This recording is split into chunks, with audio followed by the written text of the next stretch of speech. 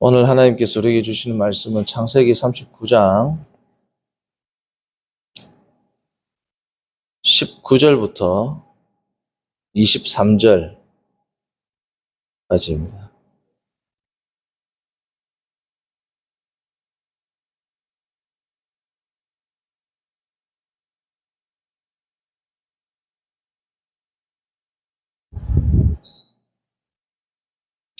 그의 주인이 자기 아내가 자기에게 이르기를 당신의 종이 내가 이같이 하였다는 말을 듣고 심히 노한지라. 요셉의 주인이 그를 잡아 옥에 가더니 그 옥은 왕의 제수를 받는 곳이었더라. 요셉이 옥에 갇혔습니다. 여호와께서 요셉과 함께 하시고 그에게 인자를 더하사 간수장의 은혜를 받게 하시며 간수장의 옥중 제수를 다 요셉의 손에 맡기는 것 그제가 상급 요셉이 처리하고 간수장은 그의 손에 맡긴 것을 무엇이든지 살펴보지 아니하였으니 이는 여호와께서 요셉과 함께 하심이라. 여호와께서 그를 범사에 형통하게 하셨더라. 아멘.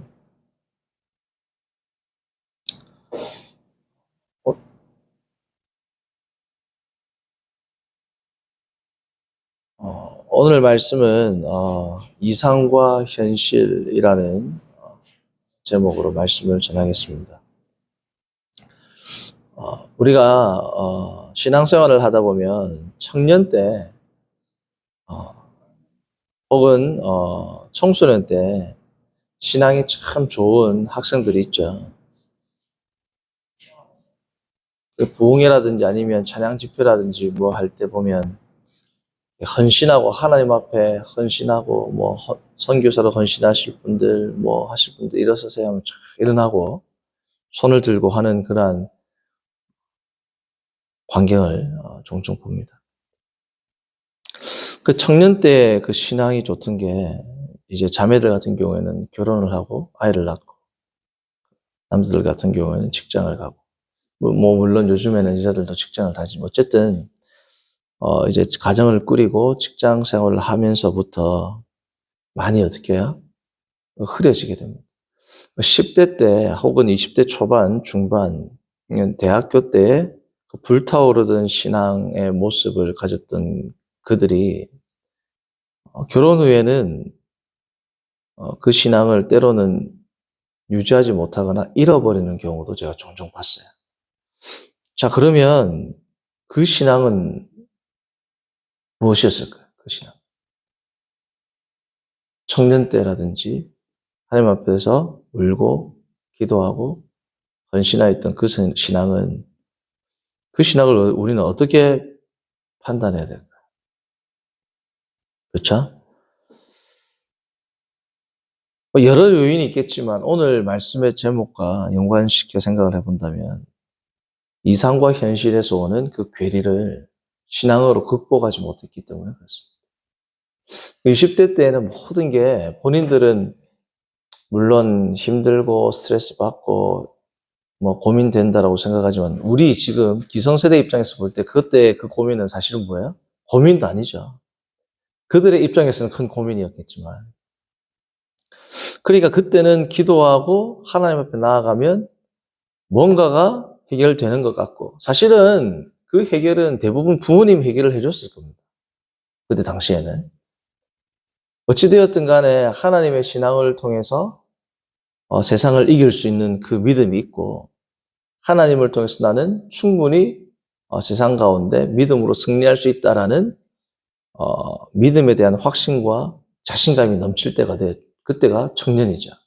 청년 때는 다 할 수 있을 것 같잖아요. 사실은 그게 또 청년의 매력이기도 합니다.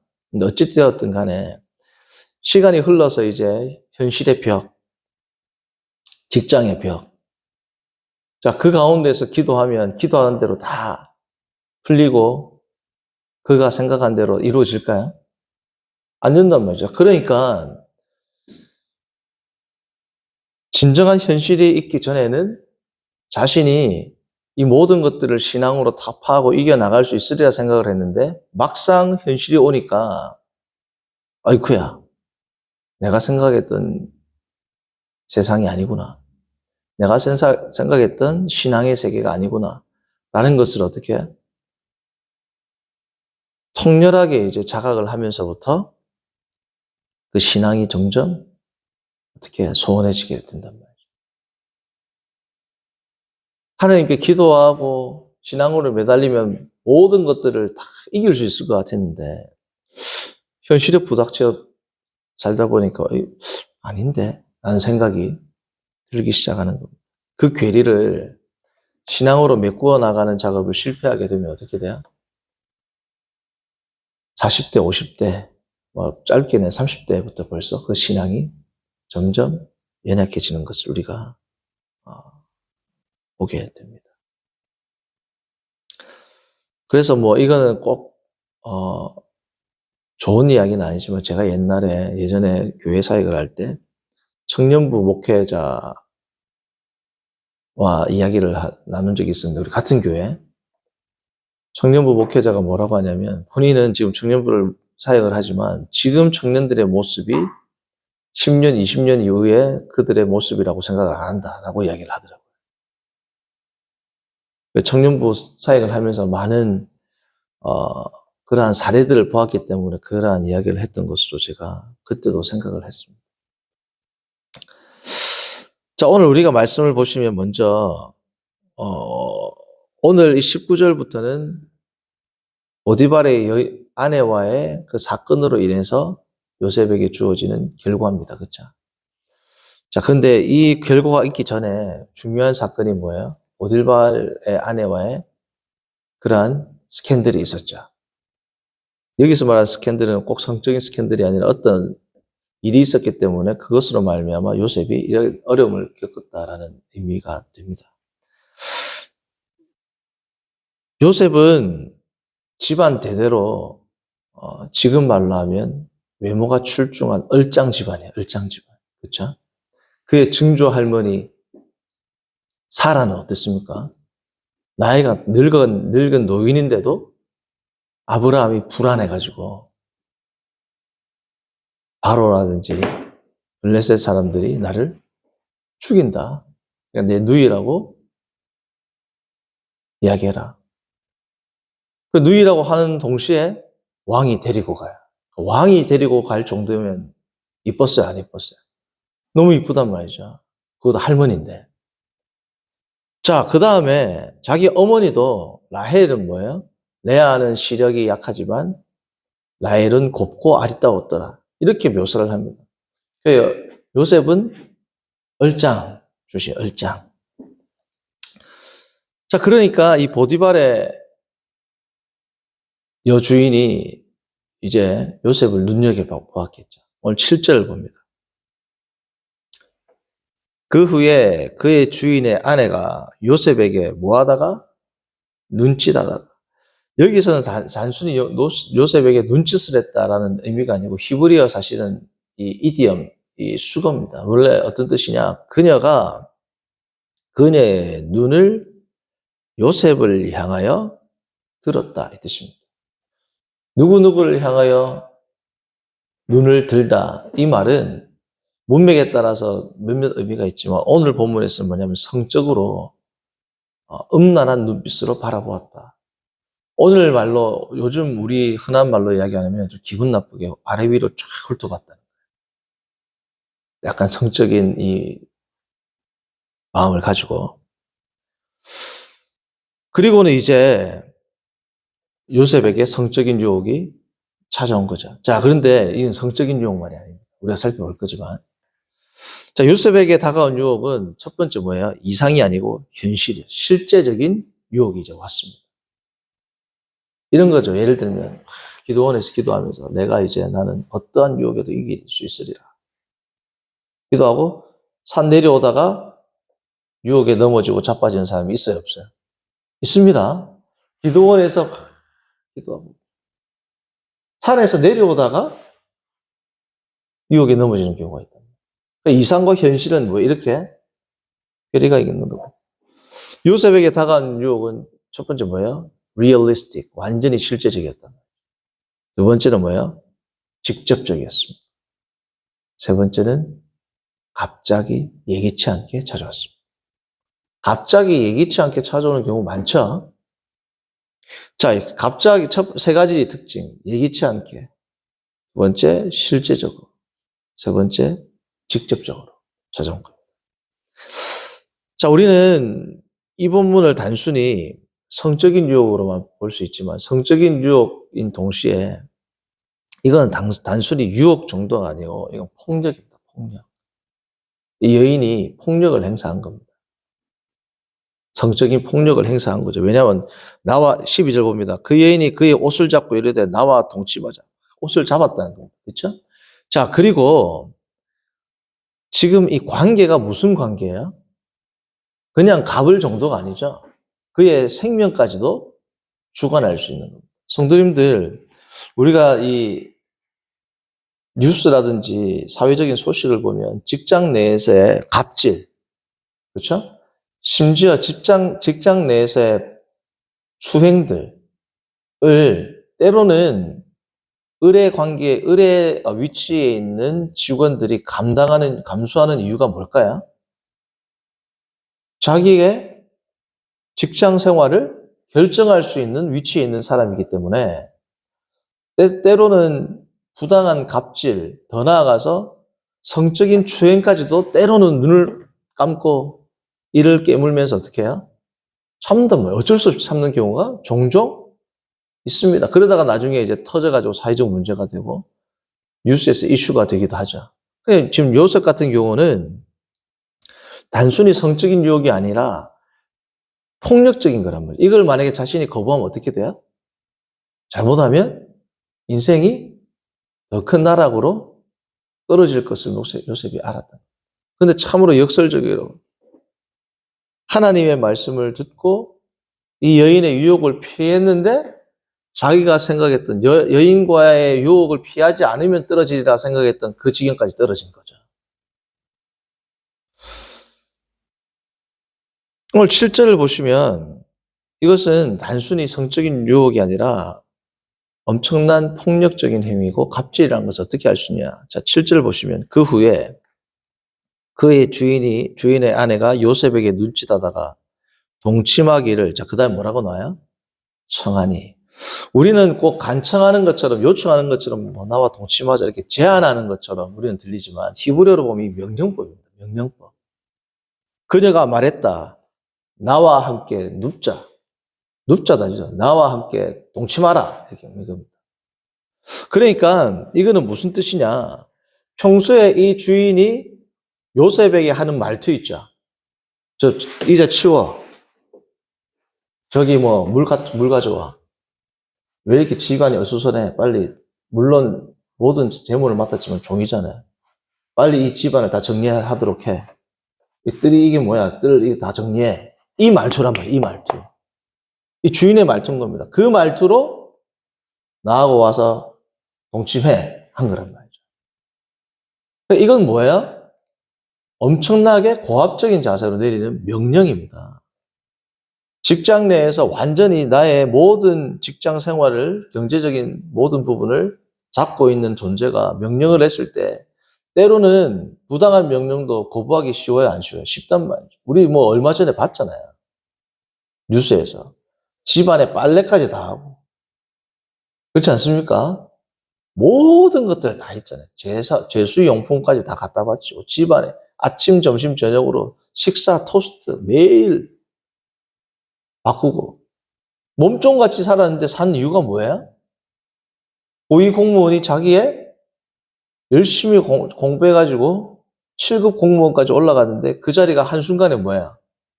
날아갈 수 있으니까 그 엄청난 직장의 갑질들을 감수한 거 아닙니까? 약까지 타다 주고 온갖 거 다 했잖아요. 지금 그런 경우보다 더 뭐예요? 심각한 경우인 겁니다. 자, 이게 12절에 같은 동사가 또 반복돼요. 그 여인이 이제 요셉이 계속 거절하니까 이번에는 옷을 잡고 이르되, 이 이르되는 명령하다 이 뜻입니다. 나와 동침하라 이겁니다. 명령법이란 말이죠.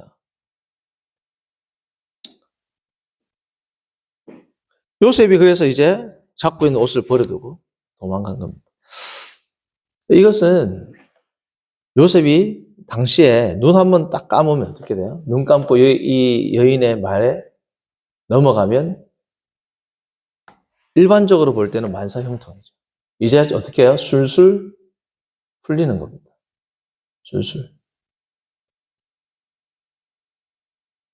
어기면 어떻게 돼요? 잘못하면 죽음으로 갚아야 되는 거예요. 죽음으로. 자, 그런데 요셉의 위대한 신앙은 어디에 나옵니까? 자기의 생명이 위협받는 이 순간에도 타협을 했다, 안 했다? 안 했다. 성도님들, 혈기왕성한 남성이 단순히 성적인 유혹을 이긴 것 이상입니다. 이것은. 자기의 생명이 위협이 받는 그 순간에서도 요셉은 뭐야? 믿음의 절개를 지킨 겁니다. 주인과의 신뢰도 지켰죠. 신앙인들은 수직적, 수평적 관계의 신뢰가 다 중요하지 않습니까? 주인과의 약속도, 물론 약속을 하지 않았지만 이건 뭐 약속이나 마찬가지예요. 주인과의 그 신뢰도 끝까지 지켰습니다. 하나님과의 신뢰도 뭐예요? 지킨 거예요. 우리가 사회생활을 하고 직장생활을 하면 알 수 있는 것처럼 이거는 거의 지키기 불가능할 정도의 유혹입니다. 꼭 성적인 유혹만이 아니라. 직장에서 거부하기 힘들 정도의 제한이란 말이에요. 직장생활에 예를 들면 여기 나가면 내가 딴 거라도 해서 먹고 살지. 나가면 돼요. 그렇죠? 이거는 뭐예요? 나가면 돼요가 아니고 죽는단 말이에요. 잘못하면. 어마어마하게 큰 시험이 온 겁니다. 자, 그런데 요셉은 이 현실 앞에서 그의 믿음이 어떻게 되었다? 무너지지 않았다. 성도님들, 제가 초반에 대학교 때의 믿음 이야기를 했었죠. 대학생 때의 믿음. 요셉이 이 믿음을 지켰기 때문에 어제 이야기했던 것처럼 만사형통했더라. 이렇게 끝나요, 안 끝나요? 더 큰 나락으로 떨어진단 말이죠. 더 큰 나락으로 떨어질 때 이걸 신앙으로 극복하고 그 갭을 메꾸지 못하면 어떻게 됩니까? 청년 때의 신앙이 주부가 되거나 가장이 되면 어떻게 해요? 온데간데 없고 아예 교회를 떠나는 경우가 있어요, 없어요? 있죠. 왜요? 자기도 기도해봤다는 거죠. 하나님의 말씀대로 살려고 노력해봤다는 거죠. 뚜껑을 딱 열어보니까 어떻게 됐다? 더 큰 나락으로 떨어졌다는 거예요. 직장 생활하면서 내가 기도하고 이렇게 하면은 하나님께서 승리하게 해주시리라. 웬걸? 열심히 신앙생활 했는데 진급시험에서 자기가 떨어졌어. 이거 뭐 안 되네. 신앙이 왜 헛방이네. 이러면 어떻게 돼요? 그게 1년, 2년, 3년 반복되면 나중에 떠나게 된단 말이에요. 자, 요셉은 이 불가능한 상황 가운데 순종했을 때 요셉의 마음에는 얼마나 큰 기쁨이 있었겠어요. 나는 이걸 이겼다. 주님 보셨죠? 저는 정말 말씀대로 해서 성도님들 10절 봅니다. 10절. 이게 한 번의 유혹이 아니었어요. 한두 번 유혹하고 또 나중에 옷을 잡고 이게 아닙니다. 10절 봅니다. 날마다면 날마다. 한두 번 하고 한두 번 하다가 세 번째 옷을 잡고 도망갔다. 세 번째만 돼도 대단한데 지금 10절을 보면 며칠인지를 알 수 없지만 뭐라고요? 날마다. 그리고 그 집안에 종이 없기가 쉬워요, 안 쉬워요? 그러니까 얼마인지는 모르겠지만 오랜 기간을 매일매일 요셉은 이 유혹을 직면한 겁니다. 성도님들 지금 계속 뉴스 이야기해서 그렇지만 어쨌든 다른 예를 들게요. 자, 한두 번 직장 상사가 내한테 갑질을 해요. 한두 번. 지금 위증교사 혐의에 대해서 지금 막 재판이 일어나고 있는데 위증교사를 했다라고 시인하고 있는 증인은 왜 시인한 겁니까? 처음에 안 한다 그랬어요. 진술을. 생각이 안 나서 모르겠습니다. 그런데 위에서 있는 사람이 고위공직자가 계속 전화를 한단 말이죠. 좀 해주면 안 돼요. 같이 있었다고 이야기하면 되지. 한두 번이 아니라 수차례 오니까 그게 어떻게 돼요? 처음에는 안 한다고 거절했단 말이죠. 계속 오니까 넘어가야 안 넘어가요. 성도님들 한두 번이 아니었습니다. 요셉이. 여인의 유혹을 한 번 넘어간 게 아니란 말이죠. 계속 온단 말이죠. 직장 상사의 갑질이 계속 온단 말이죠. 계속 버텼어요, 안 버텼어요? 버티고 결국은 승리했죠. 그 자리를 박차고. 그럼 요셉 마음 가운데 무슨 생각이 들까요? 주님, 내가 드디어 승리했습니다. 그러면 원래라면 어떤 결론이 나야 돼? 요셉은 이렇게 생각했죠. 이제 이게 만천하에 드러날 것이다. 그 여인이 나를 얼마나 괴롭혔는지 만천하에 드러날 것이다. 성도님들, 우리가 직장에서 갑질을 당해서 나가면, 내가 이렇게 해서 나오면 만천하에 드러나게 돼서 그 상사가 잘릴 것이다. 그렇게 될까요? 현실은? 안 됩니다. 내가 날아가지. 그게 현실이란 말이죠. 요셉은 드디어 죽게 했어. 그러니까 이제 보디발이 와가지고 나의 어려운 종 요셉에게 네가 이렇게 했단 말이냐, 뭐 이렇게 하든지, 하나님의 위대한 역사가 이제 나에게 펼쳐지리라 라고 생각 안 했겠어요? 그게 우리가 아는 하나님이야, 원래. 근데 뭐냐고, 이게. 승리했다.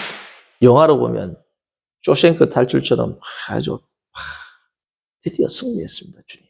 다음날 되니까 어디가 있어요? 감옥에 가 있다. 영화에서도 안 나올 법한, 나오기 힘들 그러한 시나리오인데, 이렇게 시나리오 쓰면 그 감옥이란다. 감독 뭐예요? 빵점. 클라이막스 해가지고 그러나 죽었어, 주인공이. 그런 겁니다, 지금. 성도님들, 우리의 신앙은